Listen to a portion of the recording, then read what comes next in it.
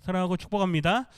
오늘은 사도행전 6장 1절부터 7절까지의 말씀을 본문으로 성령으로 조직된 교회라는 제목으로 함께 말씀을 나누겠습니다. 교회는 공동체입니다.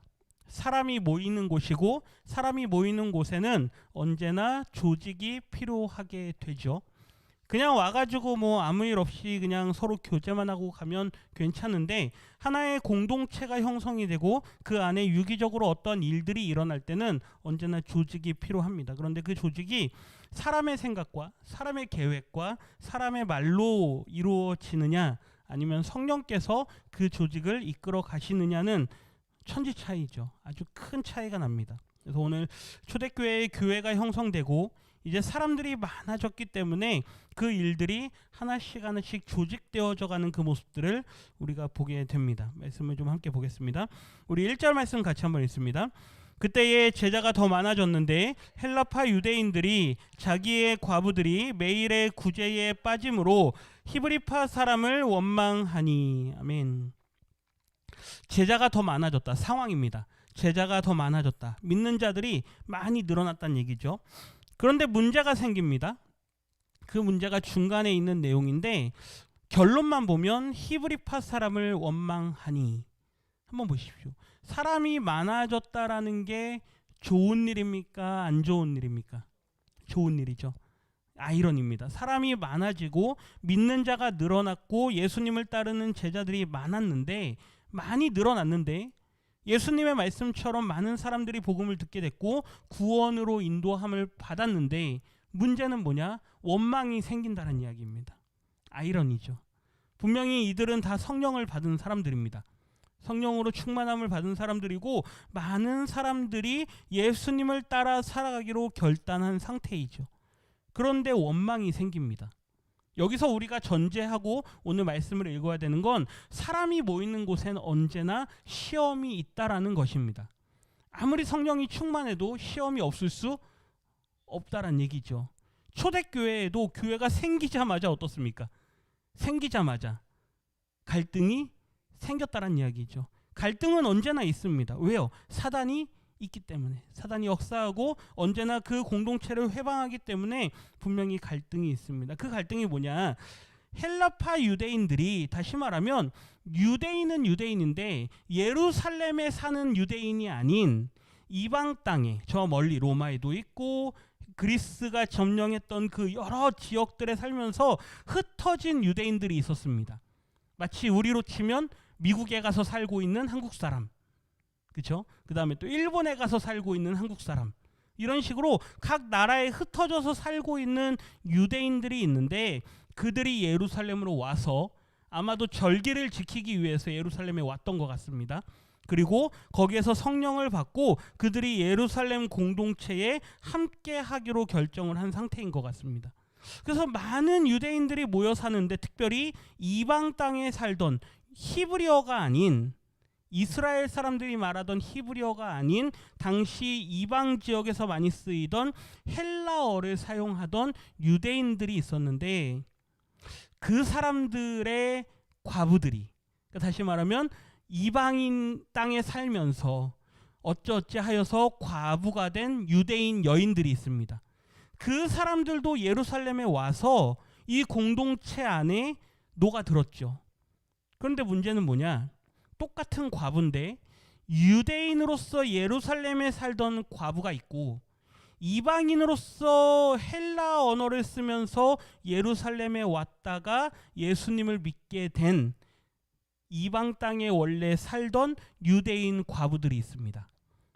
차별을 당하기 시작합니다. 어찌 하다 보니까 유대 땅에 살던 유대인 과부들은 잘 챙겨주는 거죠.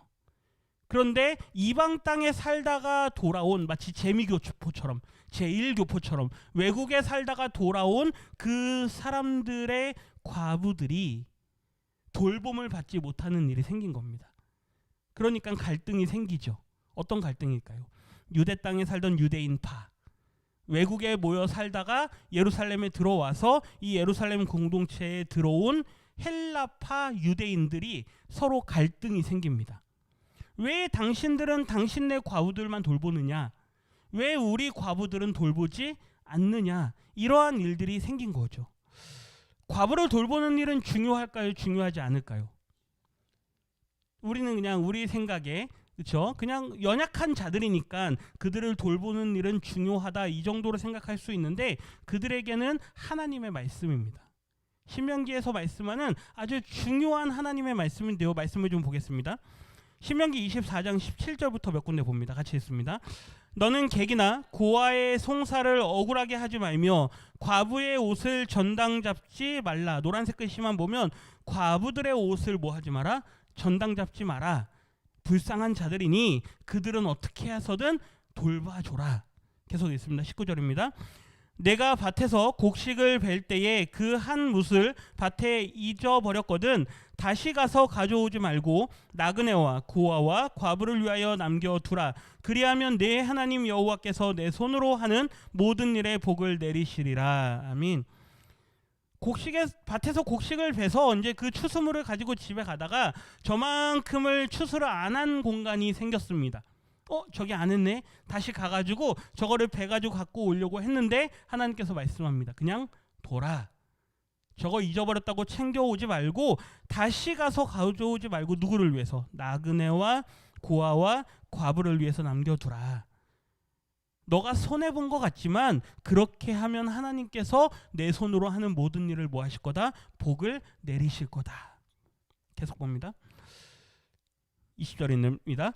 내가 내 감람나무를 떤 후에 그 가지를 다시 살피지 말고 그 남은 것은 객과 고아와 과부를 위하여 남겨두며 21절 내가 내 포도원의 포도를 딴 후에 그 남은 것을 다시 따지 말고 객과 고아와 과부를 위하여 남겨두라. 아멘. 하나님께서 계속해서 뭐하라 하십니까? 남겨두라. 누구를 위해서? 객과 고아와 과부를 위해서.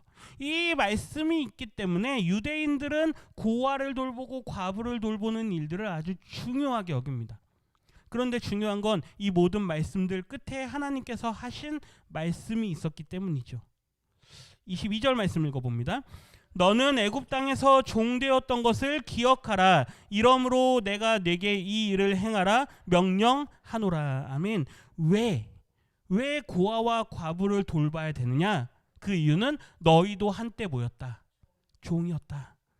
그 종이었던 신분을 내가 너희들을 구원하여 준 그것을 기억하게 하기 위해서 고아와 과부를 돌보라라고 말씀합니다. 너희도 한때 뭐였다? 연약한 자였다. 지난 주일 말씀 기억합니까? 핏덩이채로, 그렇죠? 피투성이채로 버려진, 탯줄도 끊어주지 않고 물로 씻어주지도 않고 소금으로 비비지도 않고 겉싸개로 싸매지도 않은 채로 밭에 버려져 버린 너희였다. 그런데 너희들을 내가 어떻게 해줬냐? 걷어주지 않았냐? 그걸 기억해서 반드시 고아와 과부를 보면 그들을 잘 대해줘라. 우리가 생각하는 그냥 연약한 자들이니까 돌봐야 줘야지, 이게 아닙니다. 하나님의 말씀입니다.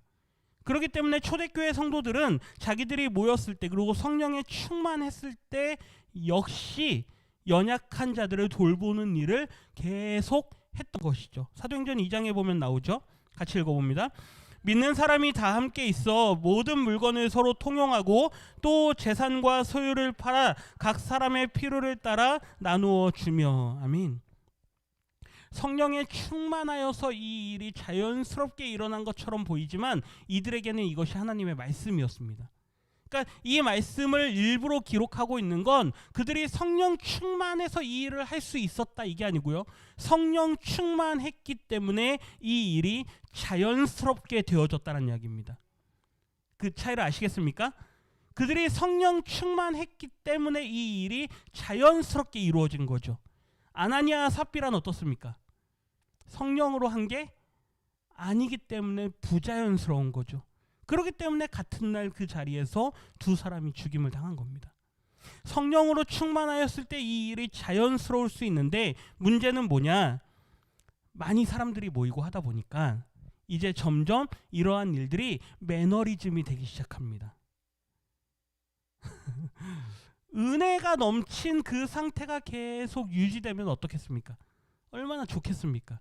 그런데 사람이 많아지고 하다 보니 어떻습니까? 자연스럽게 아유 그냥 이렇게만 해, 우리 사람들만 돌봐, 이런 사람도 있었을 거고, 뭐 저기까지 신경을 써, 저 사람들은 그냥 자기들이 알아서 하게 해, 이런 식으로 자연스럽게 사람들 사이의 일들이 갈라지기 시작한 거죠. 같이 한번 읽어봅니다. 은혜가 일이 되면 문제가 발생합니다. 우리가 처음 모일 때는 얼마나 은혜가 됩니까? 그렇죠? 모든 게 막 좋고, 처음 할 때는 막 모든 게 다 새롭고, 그렇죠? 그러니까 막 나도 막 내 거 내놓고, 막 자연스럽게 막 내 시간도 내놓고, 내 봉사도 내놓고, 내 물질도 내놓고, 처음에는 은혜로 합니다. 기분도 좋고, 함께 하면 막 모든 게 잘 되는 것 같으니까. 그런데 점점 어떻습니까? 시간이 지나면 그게 일이 됩니다. 일이 되면 어떻게 되죠? 갈등이 생깁니다. 첫 마음으로 내가 그 일을 할 때는 아주 감사하게 감당했는데, 나중에 시간이 지나고 보면 왜 나만 하고 있지? 이런 마음이 생길까요? 안 생길까요? 생깁니다. 그리고 누가 눈에 들어올까요? 다른 사람들이 눈에 들어오기 시작합니다. 저 사람도 할만한데, 저 사람도 할만한데 왜 저 사람은 안 하지? 왜 나를 안 돕지? 이런 마음이 생기기 시작합니다. 그럼 교회 안에 뭐가 생길까요? 갈등이 생깁니다. 분란이 생기고, 당파가 지어지고, 싸우기 일어나죠. 오늘 초대교회에 아주 좋은 일들이 있었지만, 그럼에도 불구하고 이게 잘 유기적으로 돌아가야 되는데 유기적으로 돌아가지 않는 상황이 발생하는 거죠. 그렇다고 해서 사도들이 뭐 손 놓고 있었느냐? 그렇지 않습니다. 그들도 역시 그 일을 위해서 여전히 애쓰고 있는 중이었죠. 그런데 너무 규모가 크니까 사도들이 다 감당이 안 되는 거죠. 그래서 사도들이 이렇게 말을 합니다. 같이 읽습니다. 12사도가 모든 제자를 불러 이르되 우리가 하나님의 말씀을 제쳐놓고 접대를 일삼는 것이 마땅하지 아니하니. 아멘. 워낙 많은 사람들이 예루살렘 공동체 안에 몰려들다 보니까 이 12사도들이 열심히 저들을 섬깁니다. 음식도 대접하고, 과부들을 돕고, 연약한 자들, 병자들도 고쳐주고, 막 얼마나 많은 능력이 나타났습니까? 그러니까 그 일들을 다 하는데 힘에 부치는 거죠. 12사람이 아무리 열심히 하려고 그래도 힘에 부치는 겁니다. 실제로 몸이 필요하고 손이 필요한, 일손이 필요한 그런 일들에 있어서 한계에 다다르게 되니까 사도들이 자신들 스스로 생각하기에 우리의 중요한 일이 뭐냐, 우리에게 있어서 우선순위가 뭐냐, 분명히 주님께서 우리에게 맡겨주신 일이 있는데, 그렇다고 해서 이들을 돌보는 일도 중요하지 않은 일은 아닌데, 그렇다면 이제 여기에서 결단이 필요하겠구나라고 생각이 든 거죠.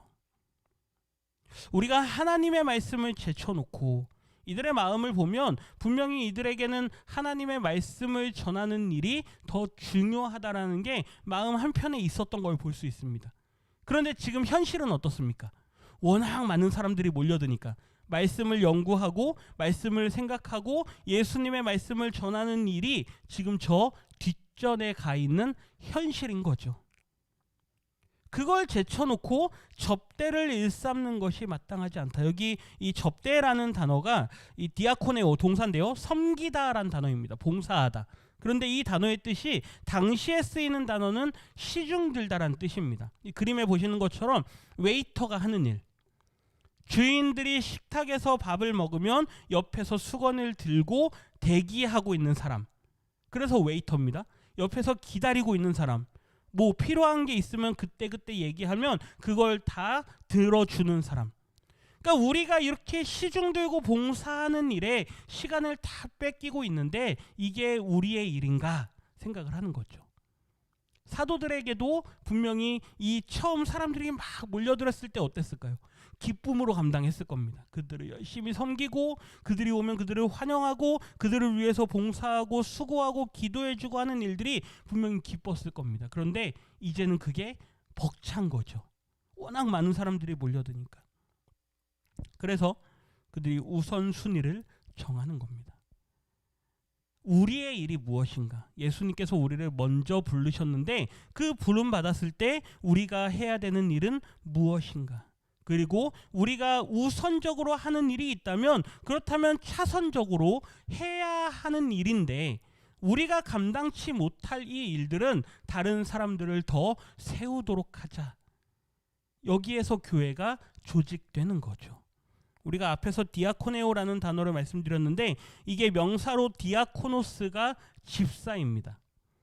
그러니까 교회에서 집사 직분을 받으신 분들, 권사도 마찬가지고 장로도 마찬가지입니다.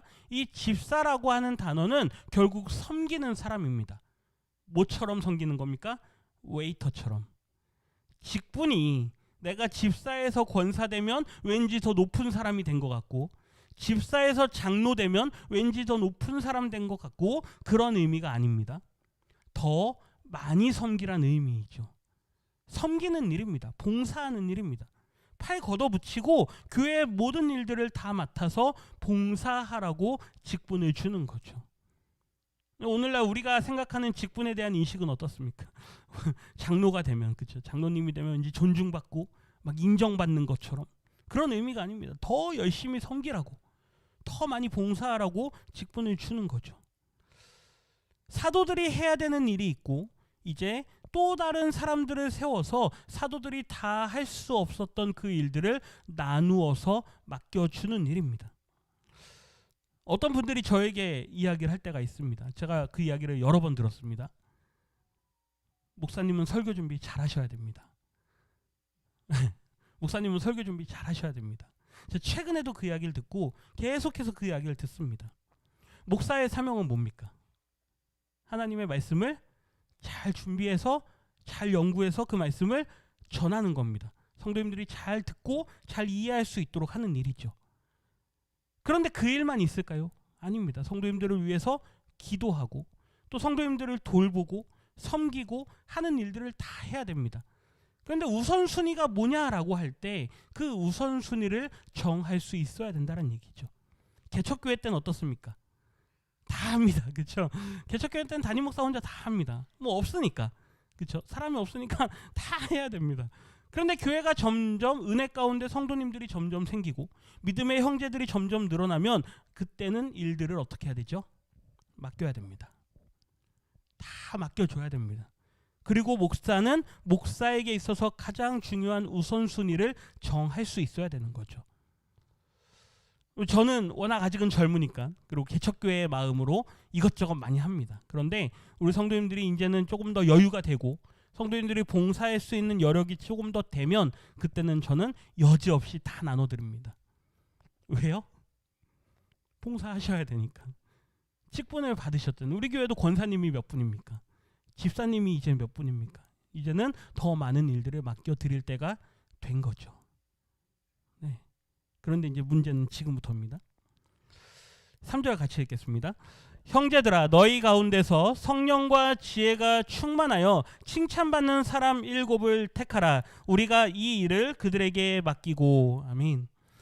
그렇게 해서 이제 사도들은 사도들의 일을 하겠다. 사도들은 성령에 충만한 사람들입니다.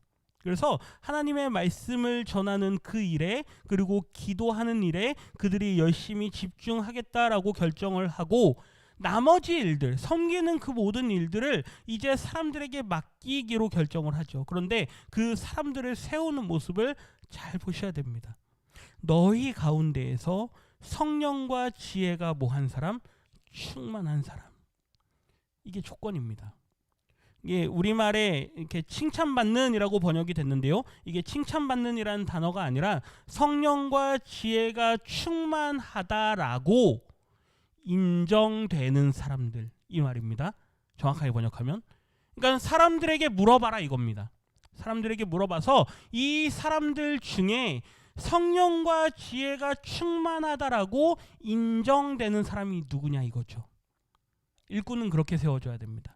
교회가 조직이 되면 반드시 사람들 가운데 성령과 지혜가 충만한 사람들이 직분을 받고 그 일을 감당해야 됩니다. 그래야 갈등이 생겼을 때 그 갈등을 해결할 수가 있습니다. 그런데 성령과 지혜가 충만하지 않은 사람들이 직분을 받으면 무슨 일이 일어날까요? 오히려 더 문제만 커집니다. 앞서 말씀드린 것처럼 그 직분이 마치 어떤 하나의 감투인 것처럼, 내가 권사인데 왜 나한테 그래? 이렇게 되는 거죠. 내가 집사인데 왜 나한테 그래? 내가 안수 집사인데 왜 나한테 시키지? 내가 장로인데 왜 나한테 그런 걸 시키지? 장로님 가셔서 주차 안내 좀 하시죠. 하시겠습니까? 네, 해야죠. 그렇죠? 권사님 오늘 설거지 좀 하시죠. 해야죠. 기쁨으로 하셔야죠. 네. 그런데 왜 그걸 나한테 시키지? 네, 이렇게 됩니다. 성령과 지혜가 충만한 사람들, 그렇다라고 인정되는 사람들을 택하라. 그리고 그 사람들을 세우라라고 이야기를 하는 거죠. 사도들을 1차적으로 성령의 충만함을 허락합니다. 그리고 이제 교회의 사도들의 일들을 맡아서 함께 봉사할 사람들을 세울 때도 그들에게도 성령의 충만함을 하나님께서 요구하십니다. 조직된 교회는 반드시 세상의 기준으로 조직되는 게 아닙니다. 교회가 조직되려면, 그리고 교회가 아름답게 이루어져 가려면 성령으로 충만한 일꾼들이 세워져야만 하는 것이죠. 한번 스스로에게 물어보십시오. 이미 뭐 다직분들이 있으시니까. 권사님들, 우리 집사님들, 그렇죠? 나는 성령과 지혜가 충만한 사람인가? 나는 이 자격이 합당한가? 또 그렇게도 이야기합니다. 자격이 있어서 무슨 직분을 줍니까? 그렇죠? 다 열심히 하라고 드리는 거죠. 뭐 이렇게도 이야기합니다. 좋은 마음인데, 그렇죠? 열심히 하라고 직분을 드리고 이런 것도 좋은 마음인데 그 과정이 너무나도 힘듭니다. 그분이 성장해 가기까지 그 많은 진통들을 교회가 겪게 되는 것이죠. 그래서 반드시 직분자들은 잘 훈련 받으셔야 됩니다. 성령으로 충만하셔야 되고 지혜로 충만하셔야 되는 거죠. 그리고 사도들은 기도하는 일과 말씀 사역에 힘쓰리라 그러면서 그들의 일이 어느 정도 정리가 됩니다. 우리 5절 말씀 같이 읽어보겠습니다. 5절입니다. 온 무리가 이 말을 기뻐하여 믿음과 성령이 충만한 사람 스데반과 또 빌립과 브로고로와 니가노르와 디몬과 바메나와 유대교에 입교했던 안디옥 사람 니골라를 택하여. 아멘. 온 무리가 이 말을 듣고 어떻게 하죠? 기뻐합니다. 그러고 나서 뒤에 보시면 믿음과 성령이, 앞에선 지혜와 성령이 충만한 사람이었는데 이번에는 믿음과 성령이 충만한 사람. 반복돼서 나오는 표현이 뭐죠? 성령이 충만한 사람. 네, 성령이 충만한 사람에게는 지혜도 따라 붙습니다. 성령이 충만한 사람은 믿음도 있는 사람이죠. 성령으로 충만한 사람들을 택하여 세웁니다. 사도행전 7장 55절에 보면 스데반에 대해서 이야기하는데요. 같이 읽습니다. 스데반이 성령 충만하여 하늘을 우러러 주목하여 하나님의 영광과 및 예수께서 하나님 우편에 서신 것을 보고 그가 마지막에 돌에 맞아 순교하기 직전에 그의 모습이 어땠느냐? 성령에 충만하였다라고 이야기를 하죠. 사도행전 11장에는 바나바에 대한 이야기를 합니다. 같이 한번 읽어봅니다. 바나바는 착한 사람이요 성령과 믿음이 충만한 사람이라 이에 큰 무리가 주께 더하여 지더라. 아멘. 스데반으로 인하여서 우리가 잘 아는 사도 바울이라는 사람이 결과적으로 우리의 눈에 성경 말씀에 들어오게 됩니다. 그렇죠? 그날의 그 자리에 사도 바울이 있었죠. 그리고 이 바나바의 성령의 충만함으로 인하여서 큰 무리가 주님께로 돌아오게 됩니다. 그러니까 결국 교회 공동체에서 정말로 하나님께서 원하시는 일을 하는 사람은 누구냐? 결국 성령으로 충만한 사람입니다. 성령으로 충만하지 않으면 누가 좋아하는 일만 하게 될까요? 네, 마귀가 좋아하는 일만 하게 됩니다. 당짓고 갈라지고 분파를 만들고 분란을 일으키고 결국 공동체를 와해시키고 마는 그러한 일들이 생기게 되는 것이죠. 그래서 사실 교회라고 하는 공동체는 모든 성도들이 성령으로 충만해야만 하는 공동체입니다. 조직된 교회란 우리가 헌법에 따라서 장로가 있고, 그렇죠? 그리고 당회장이 있고 이런 걸 조직교회라고 말하지 않습니다. 그거는 이제 법으로 정해놓은, 헌법으로 정해놓은 걸 용어로 조직교회라고 말하는 거고, 조직된 교회란 성령으로 충만한 교회입니다. 왜요? 교회는 유기체이기 때문에 예수님이 교회의 머리가 되십니다. 그리고 우리 모든 성도들이 예수님의 몸에 붙은 지체가 되죠. 서로 돕고 서로 성장하고 서로 도움을 받습니다. 서로 연결되어 있습니다. 그렇기 때문에 모든 성도들이, 모든 지체들이 다 성령으로 충만하다면 그 교회는 조직된 교회라고 말할 수 있습니다. 무엇으로요? 성령으로. 성령으로 조직된 교회. 교회가 행정적으로 장로가 있고 당회가 있고 당회장이 있고 이게 조직교회가 아니란 얘기죠. 근데 우리는 그런 교회를 소망합니다. 빨리 장로님을 세우기를 원하죠. 그래서 교회가 빨리 조직되고 빨리 자립되기를 원하죠. 그런데 그것보다 더 중요한 거, 모든 성도들이 무엇으로 충만하여지는 것? 성령으로 충만하여지는 것. 6절 말씀 같이 읽겠습니다. 사도들 앞에 세우니 사도들이 기도하고 그들에게 안수하니라. 아멘. 그래서 그들을 위해서 기도하고 안수하여서 이제 그들을 세웁니다. 7사람의 집사들을 세운 거죠. 결론을 한번 보시겠습니까? 결과적으로 어떤 일이 일어나느냐? 7절입니다. 같이 읽습니다. 하나님의 말씀이 점점 왕성하여 예루살렘에 있는 제자의 수가 더 심히 많아지고 허다한 제사장의 무리도 이 도에 복종하니라. 아멘. 사도들이 하던 일들을 나누었습니다. 사도들이 모든 일들을 다 했었는데 그 일들을 나누고 우선순위를 정하여서 12사도와 7사람의 집사들, 교회의 행정적인 일들, 섬기는 일들, 그 모든 봉사하는 일들을 맡아서 조직해서 관리할 수 있는 사람들을 세우고 나니까 예루살렘에 어떤 일이 일어나느냐? 첫 번째는 하나님의 말씀이 점점 왕성하여지더라. 이 말씀을 굉장히 재밌게 기록을 했습니다. 말씀이 생명력을 가지고 있어서 스스로 확장되어지는 걸 말합니다. 여기 왕성되다라다, 그 다음 뒤에 많아지다, 복종하다, 이게 다 이 시제로는 미완료 시제라고 하는데요. 아직 끝나지 않은 일입니다. 계속 진행되고 있는 일. 하나님의 말씀이 점점 계속 스스로 많아지더라. 계속 많아지고 있더라. 예루살렘에 있는 제자의 수가 더 심히 많아지고 있더라. 아직 끝나지 않았습니다. 계속해서 늘어나고 있다는 얘기죠. 그런데 놀라운 것, 허다한 어떤 사람들이요? 제사장. 많은 제사장들도 이 도에 뭐 하더라? 복종하더라. 사도들이 말씀에 전념하기 시작하고 7사람의 집사들이 공동체를 유기적으로 잘 이끌어가기 시작하니까 이제는 교회가 더 추진력을 얻게 됩니다. 교회가 더 앞으로 나아가게 됩니다. 많은 사람들이 주님께 돌아오게 되고 더 놀라운 건 제사장의 무리도 이 도에 복종하더라. 학자들에 따라서 당시 제사장의 규모가 얼마나 되느냐, 당시의 제사장들은 약 한 8,000명 정도가 있었다. 이 사람들은 1년에 2주 정도 예루살렘에 와서 성전을 봉사하는 일을 합니다. 그리고 나머지는 자기 고향에 가서 자기 생업에 종사합니다. 제사장의 사람들이 약 한 8,000명 정도, 그 다음에 레위인으로서 제사를 돕던 사람들이 약 한 1만 명 정도 됩니다. 그래서 제사장 그룹이라고 부를 수 있는 그 집단이 약 한 몇 명이냐?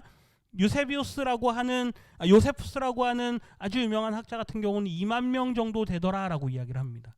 그러니까 당시 제사장 집단이 얼마나 되느냐? 약 한 2만 명 정도 되는데 그 중에 많은 사람들이 어떻게 했다? 예수님을 믿게 되었다. 제사장들은 누구입니까? 종교 지도자들, 기득권을 가지고 있던 사람들, 예수님을 박해하고 사도들을 박해하던 그 사람들이 복음에 굴복하기 시작합니다. 놀라운 일 아닙니까? 완악하던 사람들, 마음이 굳어져 있던 그 사람들이 어떻게 합니까? 돌아오기 시작합니다. 언제요? 교회가 마침내 성령으로 조직되기 시작했을 때, 사도들과 함께 하는 많은 봉사자들이 성령으로 충만하여졌을 때 이제 교회가 더욱더 추진력을 얻게 되는 것이죠. 우리 교회도 이제 이러한 일들을 감당해 나가게 될 줄 믿습니다. 하나님께서 성령으로 충만하게 하시고 우리 모든 믿음의 성도들에게 성령의 충만함을 허락하셔서 교회가 행정적으로 조직되는 게 아니라 성령으로 조직되어져서 추진력을 얻고 성도 한 사람 한 사람이 나아가서 복음을 전하고 담대하게 예수님을 전할 때마다 저들이 주님께로 돌아오는 놀라운 역사가 일어나게 되는 것이죠. 그러기 위해서 무엇이 필요할까요? 네, 성령의 충만함이 필요합니다. 기도하셔야 됩니다. 매일매일 기도하시면서 내가 길게 기도하기가 어려우면 문자 보내드리는 거 그거 하나 보시면서 하루에 1분이라도 하나님 나와 함께 해주십시오.